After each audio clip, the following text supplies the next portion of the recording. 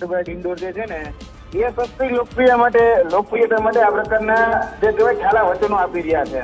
કેમ કે ગુજરાતના યુવાધનનું તો એ અપમાન કરી જ રહ્યા છે, એમાં ના જ નથી. કારણ કે ગુજરાતના જે ભાવિ શિક્ષકો છે એ ભાવિ શિક્ષકો પોતાને શિક્ષક બનવા માટે જે રીતે કગળતા રહેતા હોય છે ત્યાં સુધી શિક્ષણ મંત્રી સાંભળતા નથી અને ના છૂટકે ઉમેદવારને આંદોલનકારી બનવું પડે છે.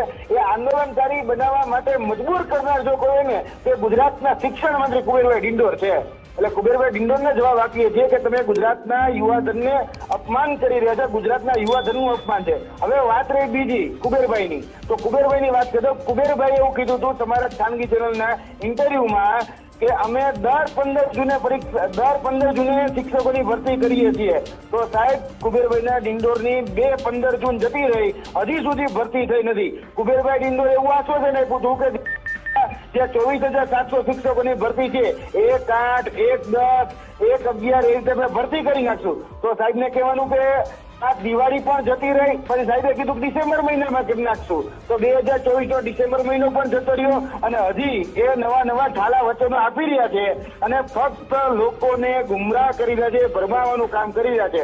બાકી આંદોલન ની વાત હોય તો આંદોલન લોકો મજબૂર વશ થઈને કરતા હોય છે. આંદોલન કરવો કોઈનો શોખ નથી હોતો.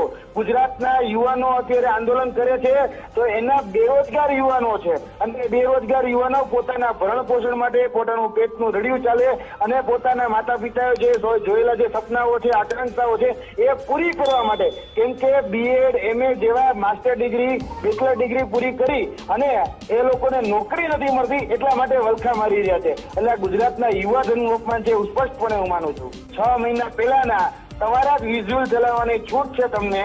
તમે એ વિઝ્યુઅલ ચલાવો કે જેમાં કુબેરભાઈ ડિંડોર એવું કીધું હતું કે 1, 7, 1, 8, 1, 9 અને 1, 10 TET, TAT, HS, TAT higher secondary, TAT 1, 2 બંને અને ટેટ 1, 2 બંને એ બંનેની ભરતી ટૂંકમાં ચારેય સંલગ્નની ભરતીઓ કરવાશે.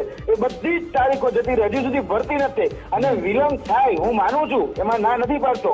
અને 24,700 ની ભરતીની જે વાત કરે છે એમાં જે અત્યારે વાત કરે છે એમાં 6,000 તો જૂના શિક્ષકો અને આચાર્યની ભરતી છે જે ઓલરેડી જે શિક્ષણ વિભાગનો અત્યારે કાયમી ભાગ છે જ, એનો અર્ધ અંગ છે અને એ એમ કે છે કે અમે જૂના શિક્ષકોની ભરતી કરી છે. તો કુબેરભાઈને જરાક થોડુંક શીખવાડજો તમે કે જૂના શિક્ષકોની ભરતી ન હોય, જૂના શિક્ષકોની બદલી હોય. અને તમે જે કર્યા છે ને જૂના શિક્ષકોની ભરતી એને તમે બદલી કરી છે, એક સ્તરથી બીજા સ્તર મૂક્યા છે. હજી તમારે 24,700 માં 17 થી 18,000 ભરતી કરવાની તો બાકી જ છે. એ કુબેરભાઈ ડિંડોરને ખરેખર પૂછવું જોઈએ કે કોણ વ્યક્તિ સસ્તી પ્રસિદ્ધિ મેળવવા માટે એ બધું કરી રહ્યું છે. કારણ કે ગુજરાતની અંદર જે આંદોલન કરી રહ્યા છે એ બધા જ ભાવિ શિક્ષકો આંદોલન કરી રહ્યા છે અને ભાવિ શિક્ષકોનું શિક્ષિત યુવા સંગઠન સમિતિ એ આંદોલન કરી રહી છે. હવે જે ઓલરેડી જે ટાટ ત્યારબાદ BEd, MA જેવી પરીક્ષાઓ પાસ કરેલા જે હાઈલી ક્વોલિફાઈડ વ્યક્તિ હોય ને એ આંદોલન, એટલે શિક્ષિત બેરોજગાર છે ને એ આંદોલન કર્યા. હવે કઈ બુદ્ધિ વગરના તો હશે નહીં, આ ચોપડી પાસ તો હોવાના નથી. અને શિક્ષણ મંત્રી જે કહી રહ્યા છે તો શિક્ષણ મંત્રીને તમે પૂછો કે ભાઈ કોણ સસ્તી પ્રસિદ્ધિ માટે આ બધું કરી રહ્યું છે. અને વાત રહી બીજી કે તમે તમારા વાયદા, એટલે કે શિક્ષણ મંત્રી પોતાના વાયદા ઉપર કેમ કાયમ નથી રહેતા.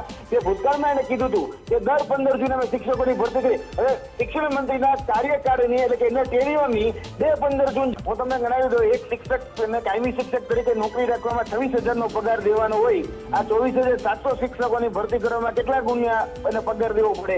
જેટલું વિલંબ થાય એટલો સરકારી તિજોરીમાં આ લોકો એવું માને છે કે ભાઈ બોજો ઓછો પડે અને આપણે શિક્ષકો વગર ચલાવી લેવાના. શિક્ષકો છે ને બધું જ કામ કરે છે, શિક્ષણ સિવાયનું પણ ઘણું બધું કામ કરે છે શિક્ષકો, એટલે એના પાસે બધું જ કામ એ લોકો કરાવી લે છે. અને ગુજરાતની અંદર 24 તો એવી શાળાઓ છે કે જે ફક્ત એક શિક્ષક થી ચાલે છે. તમે વિચારો, એક શિક્ષક થી શાળા ચાલે, 150 બાળકો હોય એને બધા જ પ્રકારના વિષયોનું જ્ઞાન ખાલી ફક્ત એક શિક્ષક આપે.